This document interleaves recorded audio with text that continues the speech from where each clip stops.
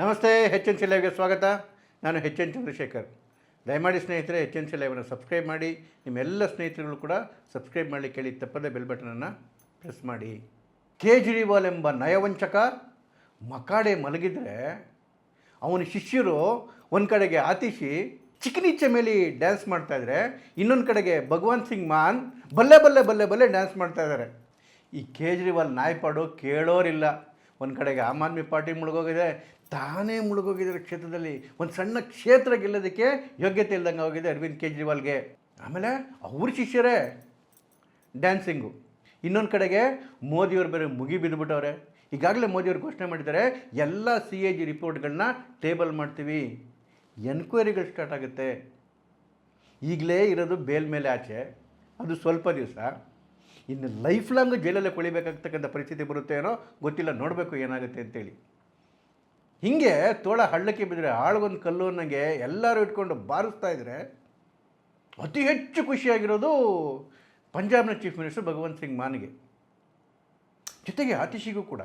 ನೋಡಿ, ಈ ಅರವಿಂದ್ ಕೇಜ್ರಿವಾಲ್ಗೆ ಒಂದು ಆ್ಯಟಿಟ್ಯೂಡ್ ಇದೆ, ಕೆಟ್ಟ ಆ್ಯಟಿಟ್ಯೂಡು. ಅದೇನಂತ ಹೇಳಿದ್ರೆ, ನೋಡಿ, ಹಿಂದೆ ಮೊಘಲರ ಕಾಲದಲ್ಲಿ ನೀವು ಈ ಸೀರಿಯಲ್ಗಳಲ್ಲಿ ಫಿಲಮ್ಗಳಲ್ಲಿ ನೋಡಿರಬೇಕು, ಈ ಮೊಘಲ ದೊರೆಗಳ ಮುಂದೆ ಯಾರಾದರೂ ಆಸ್ಥಾನಕ್ಕೆ ಹೋದರೆ ಎರಡು ಕೈಗಳನ್ನ ಈ ರೀತಿ ಲಾಕ್ ಮಾಡಿಕೊಂಡು ತಲೆ ಕಂಪ್ಲೀಟಾಗಿ ಬಗ್ಗಿಸಿ ಈ ಮಂಡಿಗಳನ್ನು ಮಡಚ್ಕೊಂಡು ಬಗ್ಗಿ ಮುಂದೆ ಹೋಗಬೇಕಿತ್ತು. ಆಮೇಲೆ ಅದೇನೋ ಅಹಂಪನ ಅಜಂಪನ ಪಹಂಪನ ಏನೋ ಹೇಳ್ತಾರಲ್ಲ, ಅದನ್ನು ಹೇಳ್ಕೊಂಡು ಹಾಗೆಯೇ ಹಿಂತಿರ್ಕೊಂಡು ವಾಪಸ್ ಬರಬೇಕಿತ್ತು. ಬೆನ್ನು ಕೂಡ ತೋರ್ಸಂಗಿರಲಿಲ್ಲ, ದೃಷ್ಟಿ ಎತ್ತಿ ನೋಡಂಗಿರಲಿಲ್ಲ. ಅಕಸ್ಮಾತ್ ಏನಾದರೂ ದೃಷ್ಟಿ ಎತ್ತು ನೋಡಿದ್ರೆ ಅಥವಾ ಎದೆ ಎತ್ತಿದ್ರೆ, ಸೊಂಟ ಎತ್ತಿದ್ರೆ, ಮೊಣಕಲೆಯನ್ನು ಎತ್ತಿದ್ರೆ 2 ಚಡಿಯಿಂದ 15 ಚಡಿ ಏಟುಗಳು ಬೀಳವು. ಬೆನ್ನು ತೋರಿಸಿದ್ರೆ ಕತೆ ಮುಗಿದೋಗೋದು. ಇಂಥ ಟೈಮಲ್ಲಿ ಒಂದು ಮಜಾ ಇನ್ಸಿಡೆಂಟ್ ನೋಡ್ಬಿಡುತ್ತೆ. ನೋಡಿ, ಔರಂಗಜೇಬು ಯಾಕೆ ಇಡೀ ಜೀವನ ಪೂರ್ತಿ ಹಾಳು ಮಾಡ್ಕೊಂಬಿಟ್ಟ, ಮರಾಠರ ಹಿಂದೆ ಬಿದ್ದು ಅವ್ರ ಮೇಲೆ ಹೋರಾಟ ಮಾಡ್ತಾ ಅಂತ. ನೋಡಿ, ಅವನ ಜೀವನದ ಕಡೆ 47 ವರ್ಷಗಳನ್ನು ಔರಂಗಜೇಬು ಮರಾಠರ ಮೇಲೆ ಯುದ್ಧ ಮಾಡ್ತಾನೆ ಕಳೆದುಬಿಟ್ಟ. ನೆಮ್ಮದಿನೇ ಇರಲಿಲ್ಲ ಜೀವನದಲ್ಲಿ. ಮರಾಠನ ಸೋಲ್ಸೋಕ್ಕಾಗ್ತಿರ್ಲಿಲ್ಲ, ಅದು ಇವನ ಕೈಲಿ ಸಮಾಧಾನ ಇರ್ತಿರ್ಲಿಲ್ಲ. ಸಾಯ್ಬೇಕಾದ್ರೂ ಅದೇ ಕೊರಗಿಟ್ಕೊಂಡು ಸತ್ತೋದ, ನನ್ನ ಕೈಲಿ ಮರಾಠರನ್ನ ಸೋಲ್ಸೋಕ್ಕಾಗಲಿಲ್ಲ, ನನ್ನ ಜೀವನನೇ ಬರ್ಬಾದಾಗೋಯ್ತು ಅಂತೇಳಿ ಕೊರಗಿ ಪ್ರಾಣ ಬಿಟ್ಟಿದ್ದ ಔರಂಗಜೇಬ. ಇಂಥ ಔರಂಗಜೇಬನಿಗೆ ಯಾಕೆ ಇಷ್ಟೊಂದು ದ್ವೇಷ ಬೆಳೀತು ಅಂತೇಳಿದ್ರೆ ಅದಕ್ಕೊಂದು ಇನ್ಸಿಡೆಂಟ್ ಕಾರಣ. ಈ ಔರಂಗಜೇಬನ ಕಂಟ್ರೋಲಲ್ಲಿ ಒಂದು ಪುರಂದರ ಕೋಟೆ ಇರ್ತದೆ, ಅದ್ರ ಮೇಲೆ ಶಿವಾಜಿ ಒಂದು ಸರಿ ಅಟ್ಯಾಕ್ ಮಾಡ್ತಾರೆ. ಅದಾದಮೇಲೆ ಅಲ್ಲಿ ಲಾಲ್ ಮಹಲ್ ಅಂತೇಳಿ ಒಂದು ಅರಮನೆ ಇರ್ತದೆ, ಅದ್ರ ಮೇಲೆ ಅಟ್ಯಾಕ್ ಮಾಡ್ತಾರೆ. ಆ ಅಟ್ಯಾಕಲ್ಲಿ ಅವರ ಸೈನ್ಯಾಧಿಕಾರಿ ಶಹೀದ್ ಖಾನ್ ಸ್ವಲ್ಪದಲ್ಲೇ ಮಿಸ್ ಆಗಿಬಿಡ್ತಾರೆ, ಅವ್ನ ಬೆಳೆಗಳೆಲ್ಲ ಕಟ್ಟಾಗೋಗ್ಬಿಡ್ತವೆ. ಆಗ ಔರಂಗಜೇಬನ ಕೈ ಕೆಳಗಡೆ ಕೆಲಸ ಮಾಡಿದಂಥ ರಾಜ ಜಸ್ವಂತ್ ಸಿಂಗು ಶಿವಾಜಿನ ಅಟ್ಯಾಕ್ ಮಾಡೋಕ್ಕೆ ಬರ್ತಾರೆ. ತಿರ್ಗಾ ಅವರು ಕೂಡ ಸೋತೋಗ್ತಾರೆ.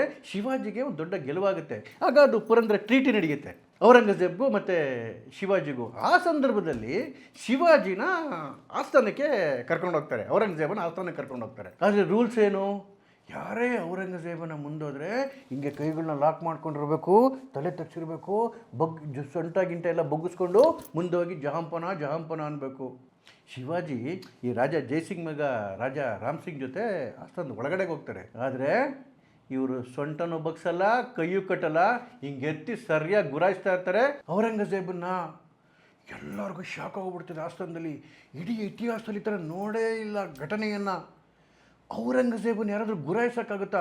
ಒಂದು 10 ಸೆಕೆಂಡ್ ನೇರವಾಗಿ ಗುರಾಯಿಸ್ತಾರೆ. ಆಮೇಲೆ ಬೆನ್ನು ತೋರಿಸ್ಕೊಂಡು ಮುಗಿದ್ಮೇಲೆ ಆಚೆ ಕಡೆಗೆ ಬರ್ತಾರೆ. ಇದನ್ನು ಔರಂಗಜೇಬನಿಗೆ ಸಹಿಸ್ಕೊಳ್ಳೋಕ್ಕೆ ಆಗಲ್ಲ, ಡೈಜೆಸ್ಟೇ ಮಾಡ್ಕೊಳ್ಳೋಕ್ಕಾಗಲ್ಲ. ಒಂದು, ನನ್ನ ಎದುರುಗಡೆ ಯಾರಾದ್ರೂ ಒಬ್ಬರು ಗುರಾಯಿಸಿ ನೋಡಿದ್ರು ಅನ್ನೋದು ಒಂದು. ಎರಡನೇದು, ಎಲ್ಲ ಆಸ್ಥಾನದ ಮಂತ್ರಿಗಳ ಸಭಿಕರ ಮುಂದೆ ಈ ಅವಮಾನ ಆಗಿದ್ದು. ಈ ಅವಮಾನದ ಸೇಡನ್ನು ತೀರ್ಸ್ಕೊಳ್ಳೋದಕ್ಕೇ ಮರಾಠರ ಹಿಂದೆ, ಶಿವಾಜಿ ಹಿಂದೆ ಮುಗಿಬಿದ್ದಿದ್ದು ಔರಂಗಜೇಬ. ಆದರೆ ಔರಂಗಜೇಬನ ಜೀವನ ಹಾಳಾಗೋಯ್ತೆ ಬಿಟ್ಟರೆ ಮರಾಠರದ್ದು ಏನೂ ಮಾಡಲಿಕ್ಕಾಗಲಿಲ್ಲ. ಶಿವಾಜಿ ಇರೋವರೆಗೂ ಶಿವಾಜಿಯನ್ನು ಮುಟ್ಲಿಕ್ಕೆ ಹೋದ್ರು, ಏನೂ ಮಾಡಲಿಕ್ಕಾಗಲಿಲ್ಲ. ಶಿವಾಜಿ ನಂತರ ಸಂಭಾಜಿ ಮಹಾರಾಜನ ಏನೂ ಮಾಡಲಿಕ್ಕಾಗಲಿಲ್ಲ. ಆಮೇಲೆ ತಾರಾದೇವಿ, ಆಮೇಲೆ ರಾಜಾರಾಮ್, ಯಾರನ್ನೂ ಅಳ್ಳಾಡ್ಸೋಕ್ಕಾಗಲಿಲ್ಲ. ಯಾವ ಮಟ್ಟಕ್ಕೆ ಮರಾಠರು ಬೆಳ್ಕೊಂಡೋದ್ರು ಅಂತ ಹೇಳಿದ್ರೆ ಇವ್ರ ಕಾಲದಲ್ಲೇನೆ. ನೋಡಿ, ಇದೇ ಕೊರಗಲ್ಲಿ ಔರಂಗಜೇಬ ಸತ್ತಿದ್ದು 3 ಮಾರ್ಚ್ 1707. ಇವ್ರು ತೀರೋಗಿ 15 ದಿವಸಕ್ಕೆ, ಅಂದರೆ ಮಾರ್ಚ್ 19ಕ್ಕೆಲ್ಲ ಮರಾಠರ ಸೈನ್ಯ ಕೆಂಪು ಕೋಟೆ ಬಾಗಿಲಿಗೆ ಬಂದು ನಿಂತ್ಕೊಂಡ್ಬಿಟ್ಟಿತ್ತು. ಮೊಘಲ್ ದೊರೆನ ಯಾರು ಸೆಲೆಕ್ಟ್ ಮಾಡಬೇಕು ಅವಾಗ? ಈ ಹೀನ ಪರಿಸ್ಥಿತಿಗೆ ಔರಂಗಜೇಬ ತಲುಪಿಬಿಟ್ಟ. ಏಕೆ ಅಂತೇಳಿದ್ರೆ ನನ್ನ ಎದುರುಗಡೆ ಯಾರೂ ನಿಲ್ಲಬಾರ್ದು ಅಂತಕ್ಕಂಥ ಅಹಂಕಾರದಿಂದ. ಸೇಮ್ ತದ್ರೂಪ ಅರವಿಂದ್ ಕೇಜ್ರಿವಾಲ್. ಅರವಿಂದ್ ಕೇಜ್ರಿವಾಲ್ಗೆ ಎಂಥ ಹಮ್ಮಿದೆ ಅಂತ ಹೇಳಿದ್ರೆ, ನಾನೇ ಗ್ರೇಟು, ನನ್ನ ಎದುರುಗಡೆಗೆ ಯಾರು ನಿಂತ್ಕೊಂಡು ಮಾತಾಡಬಾರ್ದು, ಉತ್ತರ ಕೊಡಬಾರ್ದು ಅಂತ. ಅದಕ್ಕೇ ಅವ್ರ ಪಕ್ಷದವ್ರನ್ನೇ ಬೆಳಿಲಿಕ್ಕೆ ಬಿಡಲಿಲ್ಲ. ಎಲ್ಲನೂ ಒಬ್ಬೊಬ್ಬರಾದ್ಮೇಲೆ ಒಬ್ಬೊಬ್ಬರನ್ನ ಮುಗಿಸ್ಕೊಂಬಂದರು. ಫಸ್ಟು ಅಣ್ಣಾ ಹಜಾರೆ ಔಟು, ಅದಾದಮೇಲೆ ಪ್ರಶಾಂತ್ ಭೂಷಣ್, ಯೋಗೇಂದ್ರ ಯಾದವ್, ಕುಮಾರ್ ವಿಶ್ವಾಸು, ಅಶುತೋಷು, ಎಲ್ಲರ ಕಥೆನ ಮುಗಿಸ್ಕೊಂಡು ಬಂದರು. ಈಗೇನಾಗಿದೆ ಅವ್ರಿಗೆ ಅಂತ ಹೇಳಿದ್ರೆ, 2 ರಾಜ್ಯಗಳಲ್ಲಿ ಆಡಳಿತ ಇರ್ತಕ್ಕಂತಹ ಒಂದು ಪಕ್ಷದ ಕನ್ವೀನರ್ ನಾನು ಅಂತೇಳಿ ಒಂದು ದುರಾಂಕಾರ ಇತ್ತು. ಇನ್ನೊಂದು ನ್ಯಾಷನಲ್ ಪಾರ್ಟಿ ಅಂತ ಹೇಳಿದ್ರೆ ಕಾಂಗ್ರೆಸ್ನ ರಾಹುಲ್ ಗಾಂಧಿ ಕೈಲಿರೋದು 3 ರಾಜ್ಯ, ನನ್ನ ಕೈಲಿರೋದು 2 ರಾಜ್ಯ. ನಾನು almost equal to Rahul Gandhi, ನಂದು ಒಂದು ದೊಡ್ಡ ನ್ಯಾಷನಲ್ ಪಾರ್ಟಿ, ಹಾಗಾಗಿ ಎಲ್ಲರೂ ನನಗೆ ಗೌರವ ಕೊಡಬೇಕು ಅನ್ನೋದು ಈ ಕೇಜ್ರಿವಾಲಲ್ಲಿ ಇದ್ದಿದ್ದು. ಯಾವ ಭಗವಂತ್ ಸಿಂಗ್ ಮಾನ್ ಪಂಜಾಬ್ನ ಮುಖ್ಯಮಂತ್ರಿ ಆಗಿದ್ರು ಕೂಡ ಇವ್ರು ಹೇಳ್ದಂಗೆ ಕೇಳ್ತಕ್ಕಂಥ ಪರಿಸ್ಥಿತಿ ನಿರ್ಮಾಣ ಆಗಿತ್ತು. ಅಲ್ಲಿ ಭಗವಂತ್ ಸಿಂಗ್ ಮಾನ್ನ ಕಂಟ್ರೋಲ್ ಮಾಡೋದಕ್ಕೇ ರಾಘವ್ ಚಡ್ಡಾನ ಒಂಥರ ಸೂಪರ್ ಸಿ ಎಂ ಥರ ಇಟ್ಟಿದ್ರು. ಈ ರಾಘವ್ ಚಡ್ಡಾ ಎಂಥ ಕ್ರಿಮಿನಲ್ ಅಂತ ಹೇಳಿದ್ರೆ ಒಂಥರ ಭಾರಿ ಮಜಾ. ನೀವು ನೋಡಬೇಕು, 2 ವರ್ಷದಿಂದ ಎಲ್ಲನ ಕಾಣಿಸ್ತಾವ್ರ ರಾಘವ್ ಚಡ್ಡಾ. ಈ ರಾಘವ್ ಚಡ್ಡನ ಇದ್ರ ಸಿ ಎಮ್ ಮೇಲೆ ಕೂರಿಸಿದ್ರು, ಪಂಜಾಬ್ ಸಿ ಎಮ್ ಮೇಲೆ. ಏನು ಈ ರಾಘವ್ ಚಡ್ಡನ ಸೂಪರ್ ಸಿ ಎಮ್ ಆಗಿ ಪಂಜಾಬಲ್ಲಿ ಕೂರಿಸಿದ್ರು, ಅಲ್ಲಿ ಮಾಡ್ತಿದ್ದಂತಹ ಎಲ್ಲ ಲೂಟಿಗಳು, ಜೊತೆಗೆ ಈ ಕೇಜ್ರಿವಾಲ್ ಏನು ಈ ಲಿಕ್ಕರ್ ಸ್ಕ್ಯಾಮಲ್ಲಿ, ಡೆಲ್ಲಿ ಜಲನಿಗಮ ಬೋರ್ಡಲ್ಲಿ ಇಲ್ಲೆಲ್ಲ 100 ಕೋಟಿಗಳನ್ನ ಲೂಟಿ ಮಾಡ್ಕೊಂಬಂದ್ರಲ್ಲ, ಇದೆಲ್ಲ ಬ್ಲಾಕ್ ಮನಿಯನ್ನು ವೈಟ್ ಮಾಡೋದಕ್ಕೆ ಅಷ್ಟು ದುಡ್ಡನ್ನು ಇದೇ ರಾಘವ್ ಚಡ್ಡಾ ಹತ್ರ ಕೊಟ್ಟರು. ರಾಘವ್ ಚಡ್ಡಾ ಎಲ್ಲವನ್ನು ಎಪ್ಪೆಸ್ ಮಾಡಿದ್ದಾರೆ ಅಂತಕ್ಕಂಥ ಒಂದು ಸುದ್ದಿ ಇದೆ. ನೀವು ರಾಘವ್ ಚಡ್ಡಾನ ಎಷ್ಟು ದಿವಸ ನೋಡಿದ್ರಿ ಇಲ್ಲಿವರೆಗೂ? ಯಾವ ಕ್ರೂಷಿಯಲ್ ಟೈಮಲ್ಲಿ ನನಗೆ ಕಣ್ಣು ಆಪ್ರೇಷನ್ ಇದೆ ಅಂತೇಳಿ ಹೋದವರು 6-7 ತಿಂಗಳು ವಾಪಸ್ಸೇ ಬರಲಿಲ್ಲ. ಜಗತ್ತಲ್ಲಿ ಕಣ್ಣು ಆಪ್ರೇಷನ್ಗೆ 6-7 ತಿಂಗಳು ತೊಗೊಂಡಿರ್ತಕ್ಕಂಥ ಏಕೈಕ ರೋಗಿ ರಾಘವ್ ಚಡ್ಡಾ. ಆಮೇಲೆ ಬಂದರು, ಮತ್ತೆ ವಾಪಸ್ ಹೋದರು, ಬಂದರು, ವಾಪಸ್ ಹೋದರು. ಈಗ 6 ತಿಂಗಳಿಂದ ಕಾಣಿಸ್ತಿಲ್ಲ. ಯಾಕೆ ಅಂತ ಹೇಳಿದ್ರೆ ಅವ್ರ ಮಾವನ ಮನೆಯಲ್ಲಿ ಯಾವುದೋ ಒಂದು ಮದುವೆ ಕಾರ್ಯಕ್ರಮ ಇದೆಯಂತೆ. ಒಬ್ಬ ಪೊಲಿಟಿಕಲ್ ಪಾರ್ಟಿ ಲೀಡರ್ಗೆ ಎಲೆಕ್ಷನ್ ಎಲ್ಲ ಬಿಟ್ಟು ಮಾವನ ಮನೆಯಲ್ಲಿ ಮದುವೆ ಕಾರ್ಯಕ್ರಮ ಮಾಡ್ತಾ ಇದ್ದಾರಂತೆ 6 ತಿಂಗಳಿಂದ. ವೆರಿ ಬ್ಯುಸಿ ಅಂತೆ.